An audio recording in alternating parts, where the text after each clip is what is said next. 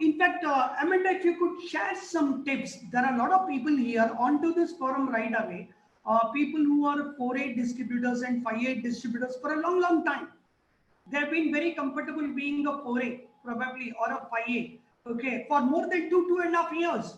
And I know it's not easy to be sitting down.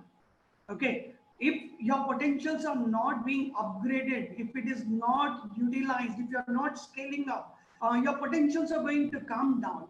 What is your serious advice? What should a person do once he hits a 4A and a 5A? How soon he should become a 6A, number one? And what are the benefits and perks of being a 6A? And if he's a 6A, how soon he should qualify himself into a 6A 2-3? And what are the perks and benefits? How to scale up. Here's what happens to us. We get comfortable. We got to a 4A, we're making, $5,000 a month or whatever it might be. And all of a sudden you're like, yeah, I'm comfortable here. Our thermostat is the same. It's like you walk by your thermostat, oh, it's set at 72. That's perfect. That's what I'm getting. That's great. The reason people get stuck there is they don't have a big enough vision. They don't really know why they want it. There's nothing pushing them. They have no desire. So that's the first thing we've got to realize is, what do you want? You got there, you got what you wanted. Now what? Let's go higher. Let's figure out how you can get to the next level. What is it? What do you want? So that's really what we're after, is to get them past that. It's what they want. Then they decide if it's a big goal, let's go fast. If it's a small goal, then don't go as fast. But, everybody's different in what they want. And some people just can't commit to what they really want because they're so attached to the story from the past. And so they can't break free. It's what I call the terror barrier. Whatever you've done so far in life got you to where you're at. And you got comfortable. And we know what got us there, so we can look back and connect the dots to where we got. Looking in the future, you don't know that there's dots to be connected. You don't know how to get there. So therefore we live from our past. So once we realize that we're in what we call our paradigm is controlling us, our set of habits and beliefs, we've got to recognize that. And we've got to move past the fear. Because that's now the fear. You got to go through that before you get to the other side of success. So that's the fear of being on social media. I help a lot of clients. I'm going to be releasing a new program here to teach people how to build an organic base on all different platforms and to get people to come to you and actually buy. But most people have the fear of, I don't know what to say. I don't know about going out in front of people. I mean, my friends and family might not like that. And so that's the terror barrier that's holding you back. And that's I don't want to prospect because I don't know what I'm going to say and it might sound bad and people are going to reject me. That's also the terror barrier.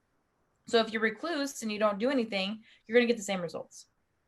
So it's moving yourself past the terror barrier, past your paradigm to get to where you want to go. You get people doing that, they're going to succeed a lot faster.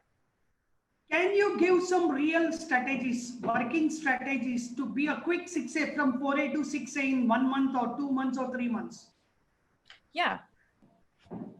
What you want to do is you want to get as many people as possible, have as many conversations as possible. And you just basically, the more people you have, the more people you're going to close.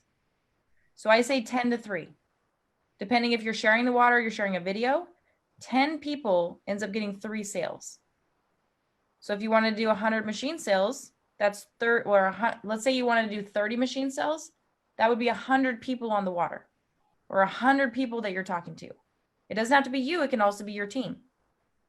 And with that level, if you want to move quick, you've got to have a team. Whatever you're doing is what the team's going to do. So if you're sitting back and hoping your team's going to do it and they don't see you doing it, it's not going to be very likely that they're actually going to do anything. So to set a high goal like that, you got to organize yourself. And I love how you know the structure there and how you're placing people. I didn't know that. I didn't even know the comp plan. All I knew is, wow, these checks are awesome. I like to cash them. And it wasn't until I got like maybe 5 or 6 years into the business when we talked about, setting these different legs up. And then I was like, oh my gosh, I've done it all wrong. No wonder like I don't have all the ranks because I didn't know. Like I just stacked them all in the same spot. I didn't know. Either way, if you have it organized and you have a system in place and you've got people that are able to get past their own limiting beliefs and don't mind about the money and can share that information, and you're all communicating well, you can go a lot faster. So the first thing you'd want to do is, okay, how many people do I want to talk to a day? And then you're going to say, where do I want to prospect?